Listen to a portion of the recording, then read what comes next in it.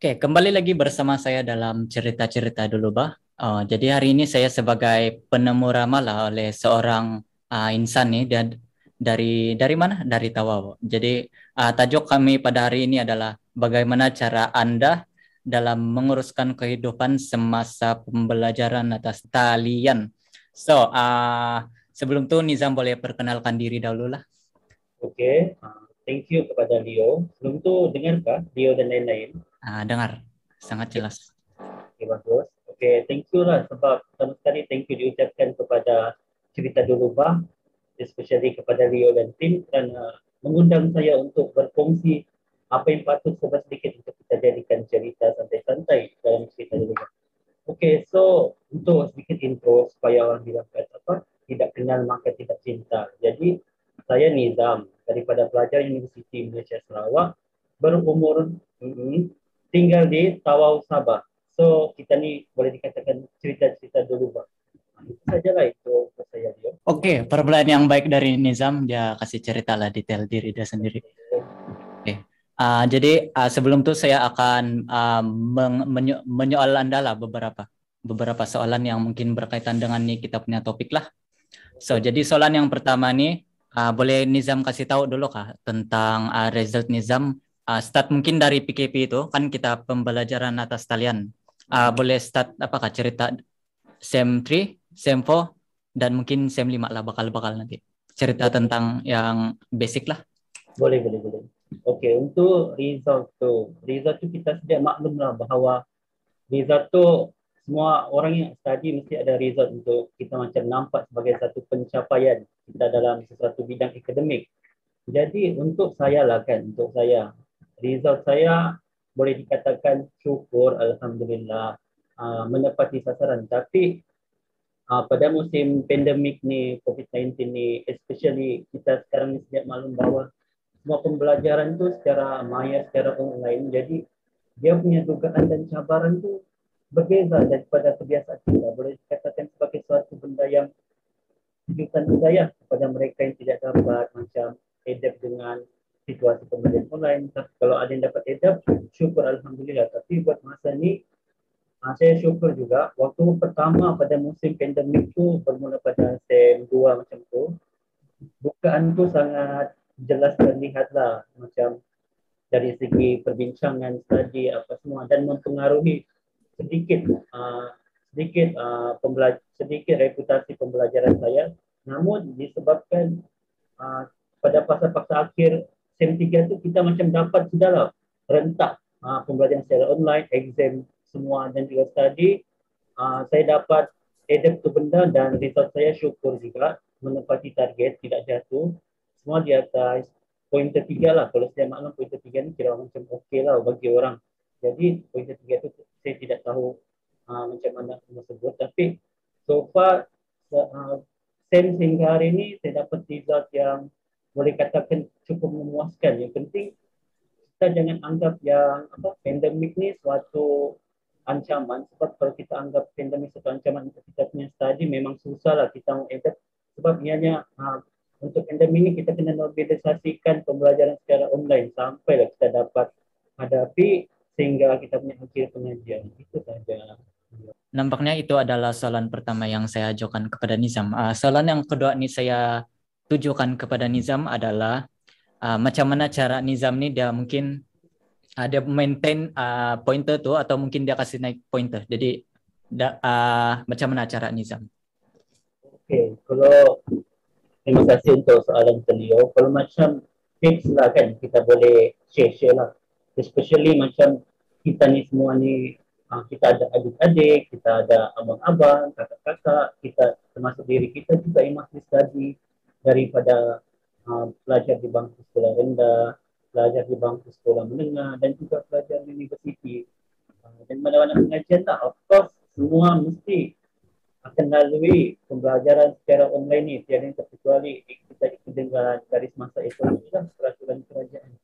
Tapi kalau kita sudah maklum bahawa sebenarnya kita dapat banyak nampak lagi lah untuk pandangan saya pada musim pandemik ni, kita lebih nampak banyak kelemahan dalam pembelajaran datangnya daripada pembelajaran sistem online ni.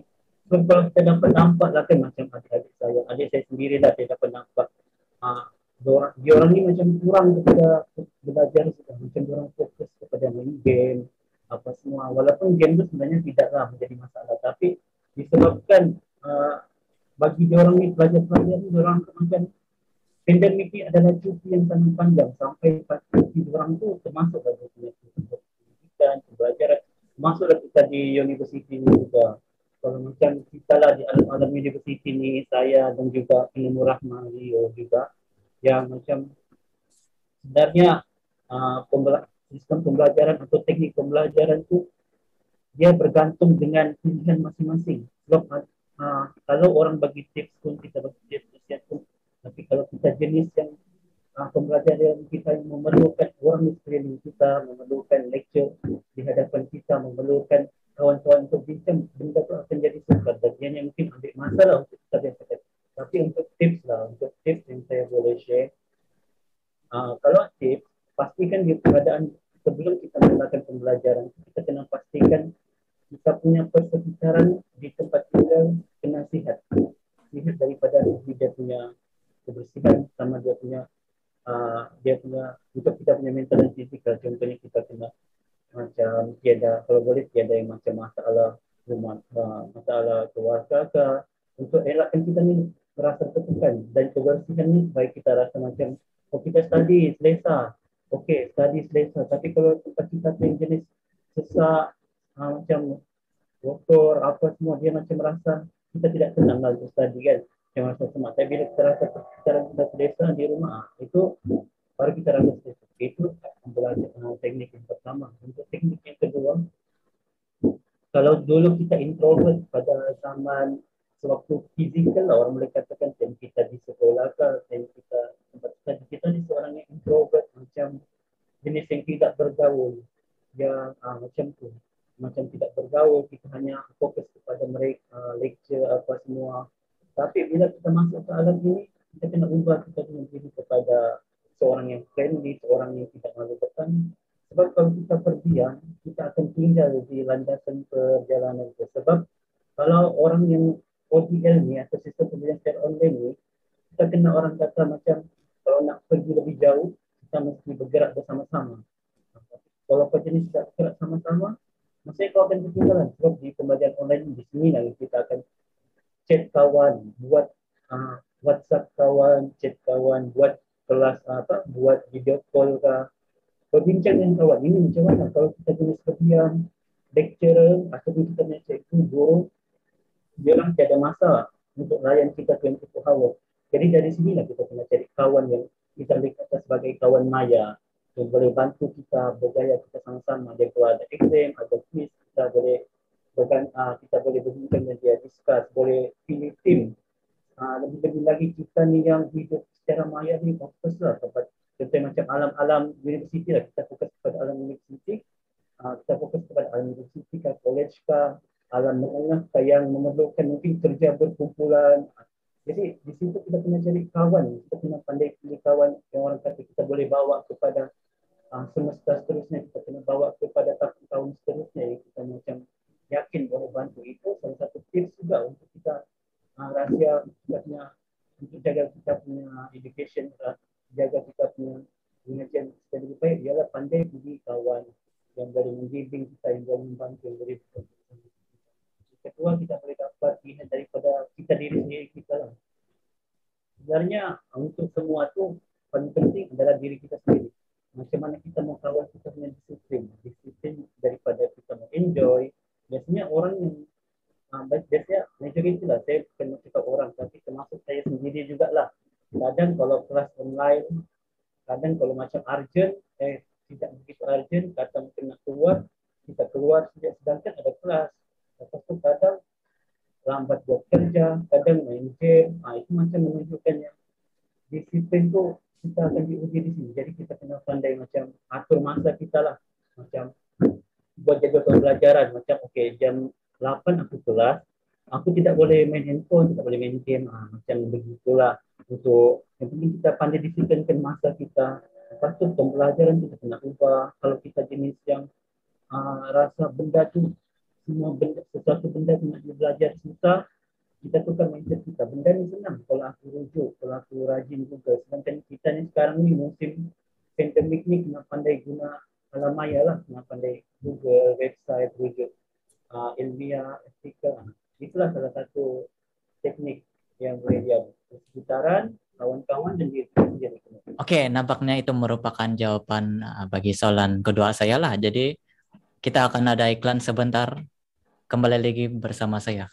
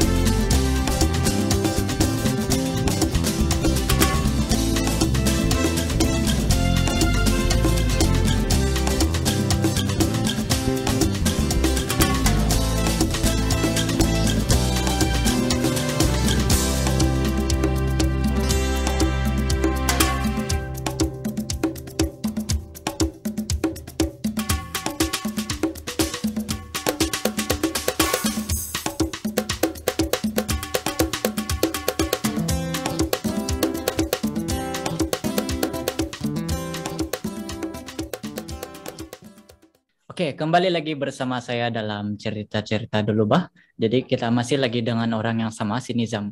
So, jadi soalan yang seterusnya saya akan bagi kepada Nizam ialah, Nizam ini sebenarnya pro player. Terus terang lah, saya pun pernah join dia, main sekali dengan tim, main kompetitif scene, ataupun turnamen yang diadakan lah, main scrim semua macam tuh. Jadi, tapi Nizam ini masih teruskan kan. Tapi masalahnya saya sudah bersara lah dari ini competitive scene atau game gitu bisa. Oke. Jadi Nizam, macam mana kan kau ini pro player PUBG yang memang masih mantap lah sampai sekarang masih main kan. Jadi macam mana Nizam bagikan masa dengan competitive scene tuh dengan maintain Nizam punya poin tuh. Oke. Oke, untuk thank you kepada Leo berkenaan dengan soalan tu. Jadi kalau pertama sekali saya mau perbetulkan lah. Kalau mau kata pro player tu tidak jugalah. Tapi kalau macam yang ikut kompetitif, yang selalu ikut tournament tu mungkin boleh kita cakap yang itu kita boleh sampai level tu. Tapi kalau mau cakap pro player tu belum pasti.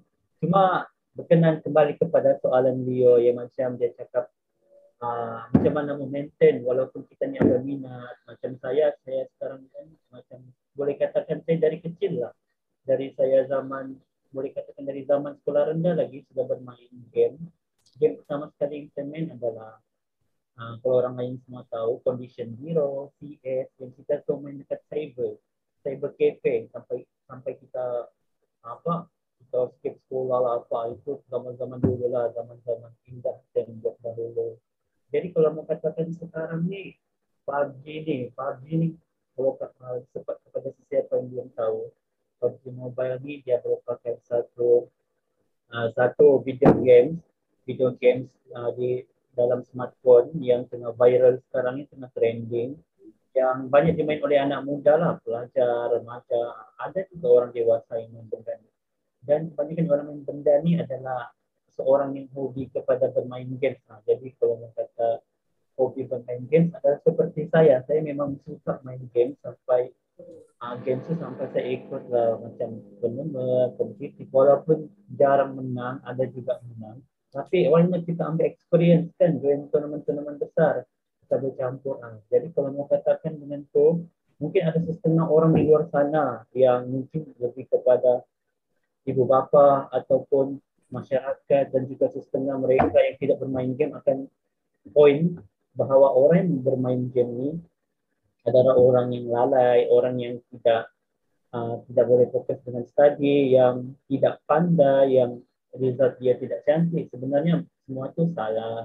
Kita tidak boleh salahkan satu platform tu. Kita kena macam salahkan sikap. Apabila sikap tu diubah, of course apa-apa benda pun yang kamu tengah buat hobi itu semua tu boleh bukan jadi penghalang. Jadi kalau mau katakan macam saya, games tu adalah salah satu tips untuk saya percaya. Mungkin ada orang di luar sana yang pelik. Kenapa dia kata games ni boleh jadi dia punya sumber kerjaya atau tidak? Sebenarnya saya boleh katakan itu sebab dengan games ni dia macam latih kita punya kemahiran berkomunikasi, macam kita berbicara dengan budaya luar. Contohnya macam sebelum ni saya tidak jarang pun mau communicate dengan orang Semenanjung, dengan orang Kelantan, Terengganu, Barat, semua. Tapi disebabkan adanya komunitas yang menghubungkan kita dengan orang luar ni, kita boleh menyimbang. Salah satunya komunikasi. Boleh tahu komunikasi sambil kita bermain game tu, tanyalah kat sana apa makanan sedap, kat sana tempat apa yang best. Dia orang pun boleh tanya, Sabah macam mana? Sabah begini. Sabah ni mungkin dia boleh hilangkan salah faham seperti macam dia orang cakap. Sabah tu guna duit ringgit ke? Sabah tu guna ringgit tu guna dolar. Sabah tu ada uh, Sabah tu ada mall ke apa. Dari situ kita macam boleh perbetulkan mindset orang. Mindset orang ni sebab dia orang tidak pernah datang ke Sabah ataupun dengar daripada benda lain. Jadi disebabkan daripada platform games tu, kita boleh bantu orang sebarkan apa yang ada di Sabah. Ilmu, itu boleh dikatakan sebagai ilmu lah. Kita boleh kasih tahu, ya oh Sabah ni begini. Lepas tu, sambil itu kita boleh tahu juga budaya di sana macam mana. Menanjung macam ini. Itulah salah satunya. Sambil-sambil itu untuk menjerumus kepada pasal pendidikan ni, sebenarnya kalau kita fokus 100% pada pendidikan, mungkin dia risikonya mungkin ada setengah orang mungkin dia boleh berjaya dengan tenang. Ada setengah orang yang kalau dia belajar tanpa berhibur, dia akan rasa stres, dia akan rasa murung, dia akan rasa mungkin tertekan sebab dia tiada benda yang dihiburkan tu artinya. Jadi macam orang yang sudah biasa main game, mungkin dengan cara itu dia boleh lepas atas stresnya. Yang penting kita kena pandai lah kawal kita punya masa. Janganlah jadikan game itu sebagai sesuatu yang melalaikan sampai kita terlupa buat semua, terlupa untuk family, terlupa untuk keluarga, terlupa untuk kita punya pembelajaran. Jadikan games itu, kalau saya prinsip saya jadikan games ini untuk tempat saya meluah perasaan, tempat saya buang penat, tempat saya cari kawan, tempat saya berkomunikasi, dan sambil-sambil itu saya suka sesuatu yang explore kepada benda luar. Sebab itulah saya macam kalau kadang saya dengan orang Indonesia, saya akan tanya apa budaya Indonesia, macam mana di sana, apa keadaan di sana, kalau di sini tanya, tanya. Itu salah satu manfaat. Lepas tu paling saya suka waktu masuk universiti lah, waktu awal-awal zaman universiti saya terus cari platform e-sport saya punya universiti, e-sport lah. Lepas tu saya terus join di situ lah. Macam kita rasa, oh games ni bukannya buang masa, games ni tidak membuang masa sebab kau boleh kembangkan. Jadi di situ saya masuk e-sport di universiti saya. Join lah turnamen-turnamen yang dianjurkan daripada universiti, dan bila ada turnamen di Sabah macam PMNC saya join juga, walaupun tidak dapat juara, itu normal lah kan, separuh daripada kita punya experience lah kalau join turnamen. Tapi kita rasa macam kita bertanding di peringkat kompetitif yang tinggi, yang melibatkan negeri, melibatkan tingkat negara apa sahaja. Macam kita rasa best lah benda tu. Jadi untuk saya yang penting kalau study game, tapi paling penting utamakan akademik dulu, utamakan pembelajaran. Dan kalau main game tu boleh. So, kalau itu memang sudah minat, buat macam mana kita mau ubah yang sudah jadi minat kita. Yang penting kita pandai kawal, yang penting kita pandai, yang penting kita pandai follow lah. Jangan sampai minat kita main game tu jadi sesuatu yang melalaikan. Sebab sambil kita belajar, sambil kita kembangkan dan kita improve itu sangat best. Macam kalau kita belajar saja, kita tak tahu pun apa yang mengira kita. Itu pun so itu sekarang yang kalau berkenaan dengan PUBG dan juga education. Mantap sekali dari Nizam untuk e-sport tuh PUBG Pro Player. Oke, soalan seterusnya yang saya akan ajukan pasal bisnis Shakely. Kan Nizam nih penjual kan. Start dari tahun berapa? Tahun lalu kan Nizam? Januari. Hah? Januari. Oh, oke. Boleh cerita sedikit kan macam mana Nizam jual barang nih? Kan sebelum tuh kan jual barang nih memang susah juga. Kadang susah juga sebab dia belanggar masa dengan banyak lah termasuk e-sport Nizam dengan pelajaran Nizam lah. Jadi cerita dulu Zam. Boleh. Oke, terima kasih Leo untuk soalan itu. Jadi menjerumus kepada bidang bisnes, bidang perniagaan. Sebenarnya sebelum saya cerita macam mana saya terlibat, macam mana permulaan saya punya bisnes ini, saya cerita dulu. Yang sebenarnya saya ada juga lah mengalami kesukaran dalam mengurus masa. Satu, study. Study ini ya saya kan masih study, saya masih belajar. Jadi pada masa yang sama saya study. Lepas tu saya ada minat bermain game. Pada masa yang sama juga saya ada keinginan untuk mendapatkan rezeki dari bisnes. Jadi pada masa yang sama dalam kehidupan saya ada tiga. Study, main game, dan juga bisnes. Jadi mungkin kalau dalam bisnes mungkin orang terkata tinggalkan game kalau bisnes. Tapi kalau masuk dalam game pula teori game tidak akan berhenti sampai bila-bila. Jadi semua tu macam begitulah. Tapi di situ saya buktikan yang sebenarnya tips untuk tips untuk mengurus tips untuk tadi apa semua lah benda kita buat kerja ke games ke bisnis ke. Dan yang satu sebenarnya ya pengurusan masa yang baik. Jadi macam kalau saya bisnes, saya akan set masa. Bila saya akan posting, bila saya akan post bahan saya, bila saya akan urus, saya akan order, bila saya akan kumpul stok, bila saya akan cari customer, bila saya akan contact customer, bila saya akan follow up customer. Game saya akan set. Bila masa untuk saya tenang pikiran, saya kuburkan diri, enjoykan diri, supaya saya tidak stres, supaya saya tidak mengurung apa semua. Dan study, bila saya akan buat saya punya assignment, saya akan belajar, saya akan duduk kawan, saya akan berbincang dengan kawan, dan juga rujuk-rujuk mata dan slide untuk benda yang belajar hari ini. Sebab itu saya akan atur masa. Jadi itu depends lah dengan masa masing-masing macam mana kita urus. Jadi semua itu kita boleh atur untuk kita punya kesesaan, kita punya. Jadi kalau mau cerita pasal perjalanan bisnes saya, pertama sekali saya join waktu Januari. Itu dari kawan saya lah. Sebenarnya saya join bisnes Shakely. Kalau kamu tidak tahu Shakely ini adalah bisnes suplemen untuk kesihatan dan juga untuk kecantikan. Seperti ada skincare, dia ada untuk kesihatan macam vitamin C, dia ada omega 3, dia ada B-complex, dia ada protein untuk baik untuk kita punya badan. Dan sebab apa saya minat, apa saya suka bisnes Shakely? Sebab dia untuk kesihatan yang tidak menggunakan meningkat umur dan juga jantung. Dia bukan untuk lelaki, dia bukan untuk perempuan. Tetapi dia untuk kedua-duanya, lelaki dan perempuan.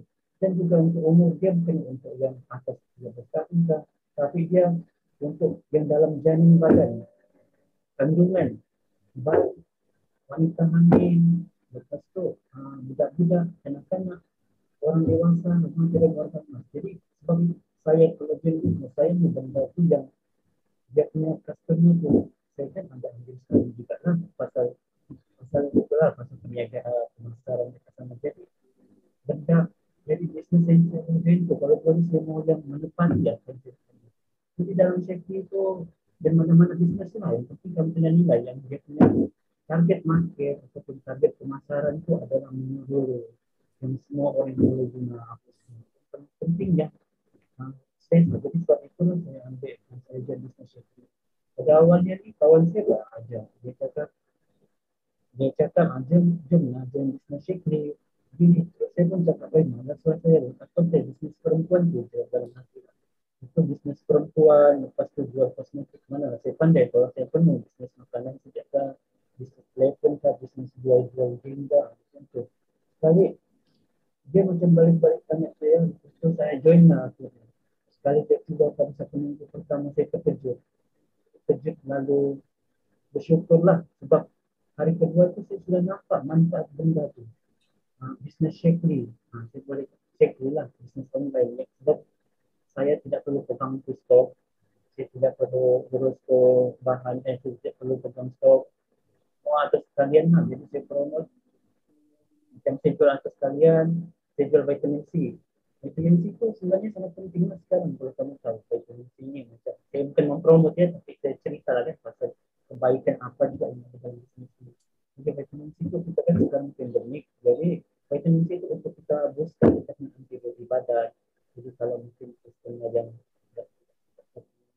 bolehlah try supplement yang patut PKM apa semua. Sebab sekarang ni kita tidak boleh kita tidak boleh menghalang COVID itu. Kalau COVID itu dalam badan kita, macam mana? Jadi sebenarnya cara paling awal sekali yang kita kena boleh biasakan adalah boosting kita punya antibodi badan. Makan sayur apa semua. Tapi kalau kita yakin kita makan sayur tu kita boleh konsisten.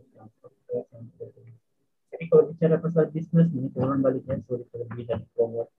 Jadi kalau pasal bisnes ni, saya pada usia pelajar macam ini, of course lah kita perlu banyak duit kan, kita perlu banyak, kita belum study.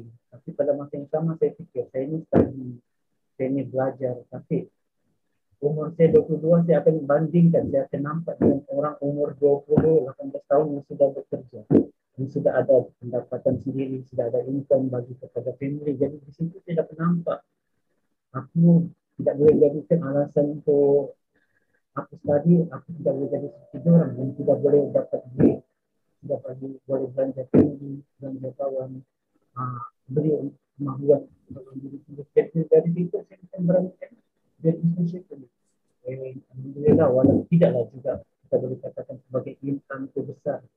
Tapi sehingga sekarang ni boleh katakan saya sudah capai 4 angka, 3 angka, 4 angka, 3 angka hanya melalui online business. Itu pun macam kita tidak berlampau. Tapi kalau kita berlampau, kalau rezeki kita datang, itu boleh sampai 10 angka. Jadi yang penting, set income itu amatlah penting. Sebab itulah saya tidak anggap bisnes adalah sebagai suatu saya punya perkara yang membuang masa, sesuatu benda yang melelahkan saya, mengajar sekali saya tidak. Malah saya jadikan bisnes ini adalah salah satu yang saya punya alat tujuh yang bisnes ini dia bersifat jangka masa panjang. Kalau pekerja punya makan gaji ditambah dengan bisnes sangat besar dan penting. Jadi makan gaji dan juga bisnes salah satu benda yang kita kenali juga penting. Jadi pada masa sekarang ini saya tidak boleh kan kerja macam orang gaji seperti kita tadi, mana boleh kerja penuh masa kan.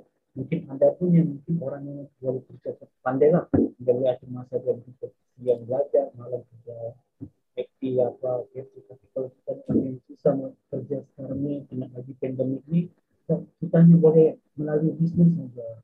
Jadi itulah saya masuk kerja punya bisnes. Sambil kita berjual, kita dapat keuntungan untuk kita bagi dengan family, dan kawan-kawan, untuk diri kita dan juga pada masa yang sama bisnes yang membantu orang, yang bukan untuk tujuannya bukan kita untuk dapat keuntungan, tetapi untuk kita bantu. Jadi untuk bisnes itu kita bantu orang untuk ikhtiar kesihatan, untuk mengatur apa semua kebetulan. Kalau untuk bisnes, okey, itu saja untuk bisnes dan juga mengurusan studi saya. Thank you. Oke, itu nampaknya itu merupakan Nizam punya jawaban lah yang sangat mantap bagi saya, mungkin bagi kita semua lah.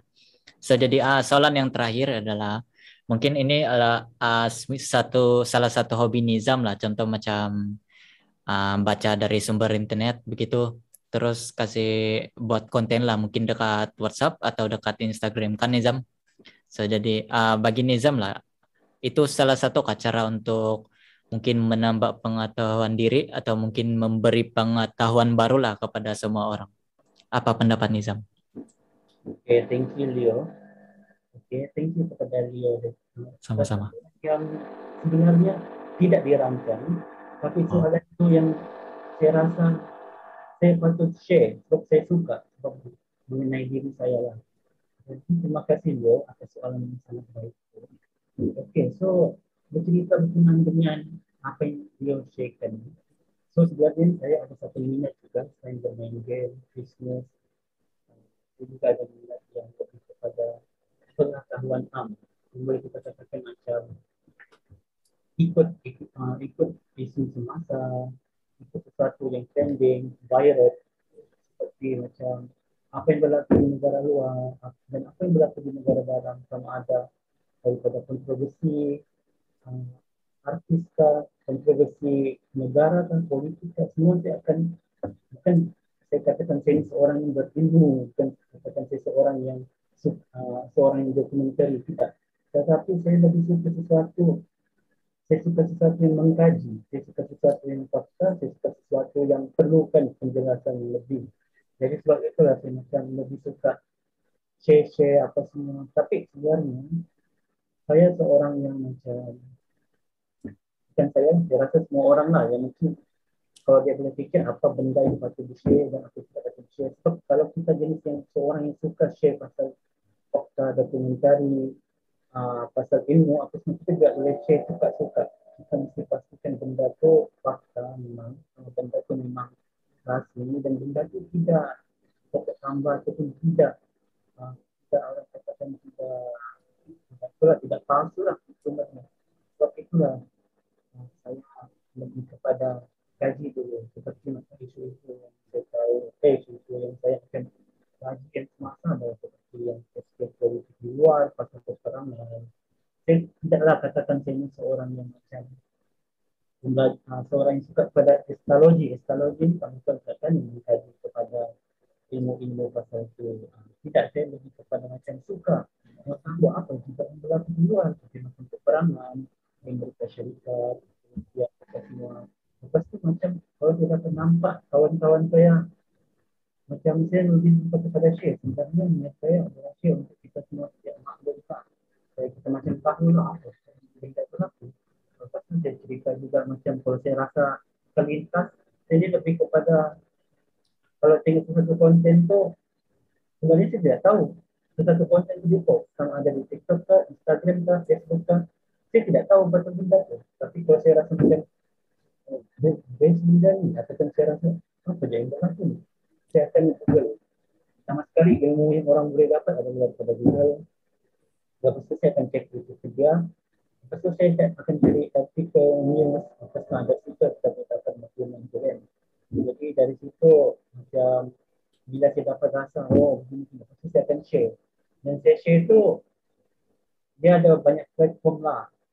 Saya guna Instagram, saya guna TikTok, dan juga saya guna WhatsApp. Untuk WhatsApp ni, benda yang sangat sensitif lah bagi saya. Benda yang mungkin orang bagi orang macam ada sistemnya tidak dapat diterima, ada sistemnya yang sangat tidak boleh dibincangkan. Jadi saya akan bincang di WhatsApp, bukan saya katakan bincang, saya ada post.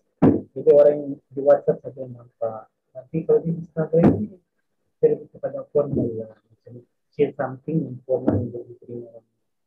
Dan untuk di TikTok, uh, saya share pasal motivasi lah. Apa semua yang itu saya gunakan platform untuk menyebarkan macam spread the awareness lah, spread the positive vibes, seperti kata-kata untuk business. Sebenarnya saya seorang yang berkarya, yang suka menulis. Saya ni sebenarnya tidak suka juga lah menulis macam yang pasal assignment ke normal lah, kan tidak suka buat assignment. Tapi kalau macam meluas something dengan ayat panjang, saya lebih suka. Macam tu lah, macam suka buat ayat. Dan pada masa sama saya buat video tu, saya akan meluas itu. Dan saya akan share dengan orang. Macam semangat bagi semangat dengan tinggi, tapi kita tulis dalam satu, kita tuliskan satu note, lepas tu kita edit lah, jadikan konten, lepas tu kita share. Jadi bila kita buat satu konten tu yang daripada diri kita, sebenarnya apa yang kita lalui sebenarnya banyak orang lalui. Jadi dari situ saya belajar yang saya fikir macam mana aku saya punya masalah tu ni, aku nak siapkan diri tu supaya jangan berhenti, supaya jangan gibah, jangan pandang, jangan kira apa juga orang mengatakan kita, minta diri kita terus ke hadapan. Saya akan tulis lah yang konten menyentuh. Lepas tu saya akan post dekat TikTok, FYP, tidak FYP saya tidak kisah. Yang penting bila benda tu dapat memberi saya semangat dan juga orang yang melihat itu dia akan bersyukur lah walaupun tidak viral. Saya tidak kisah. Tapi kita macam jadi satu benda tu yang kita sebarkan yang bermanfaat lah. Jadi saya boleh katakan yang macam menyebarkan sesuatu tu saya rasa satu ilmu macam pengetahuan kita supaya kita tidak rasa kita macam kecil lah.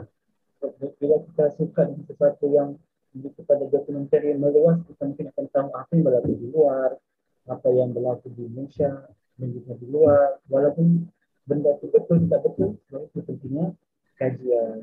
Sebab itulah saya boleh katakan macam saya lebih suka kepada mengkaji lah. Sebenarnya kalau kamu pun try something benda yang kamu rasa ingin tahu, misalnya macam kamu mau tahu benda yang pengetahuan amin, dia tidak ada spesifik macam peperangan, tidak. Dia spesifik, dia macam berbanding dengan kamu lah apa kamu mau tahu pengetahuan amin. Dia macam kamu mau tahu siapa McDonald itu punya apa? McDonald itu macam mana dia bermula. Lepas itu kamu mau tahu macam bagaimana kek ditumbuhkan, macam mana Kota Kinabalu, apa zaman-zaman dahulu Kota Kinabalu punya adat istiadat, macam mana Sandakan, semua macam mana Sabah. Itulah kita boleh katakan sebagai pengetahuan. Jadi kalau untuk itu dia saya rasa itu sajalah untuk saya punya share pasal saya punya minat lah dalam share pengetahuan fakta dan juga pengetahuan. Oke, itu nampaknya itu perkongsian yang telah banyak diberikan untuk kita semua lah, bukan kepada saya saja tapi kepada penonton-penonton di luar sana. So jadi mungkin kepada mereka yang mungkin main PUBG, pro player scene, competitive scene dengan pelajaran mungkin talk ini mungkin boleh memberi motivasi lah kepada mereka untuk bagikan masa. Dan seterusnya bagi mereka yang ingin mencari pendapatan sampingan lah semasa kan pandemik ini banyak juga orang dibuang kerja atau kekurangan kerja. Saya rasa Shekli ini salah satulah kan cara untuk menjana pendapatan kepada sesiapa saja lah, termasuklah pelajar atau yang tidak bekerja macam tu. Dan seterusnya tentang cari konten tuh kan, kita mesti cari konten yang yang sahih macam tu supaya kita boleh dapat pengetahuan dan pengetahuan tu kita boleh sebarkan kepada orang ramai. So, terima kasih Nizam untuk perkongsian tadi. Jadi kepada mereka yang mempunyai sebarang cerita lah yang memang tiada platform untuk diluahkan, boleh pilihlah nih cerita-cerita dulu yang dibawa oleh Sabahan.my lah. Jadi kalau kamu mau kasih cerita, kamu punya program, kamu punya cerita tuh tiada tempat meluah, boleh kontak pihak kami, pihak yang terlibat seperti Facebook lah salah satu. Jadi di sana kamu boleh kasih luah lah semua kamu punya cerita. Jadi sekian saja dari saya. Terima kasih.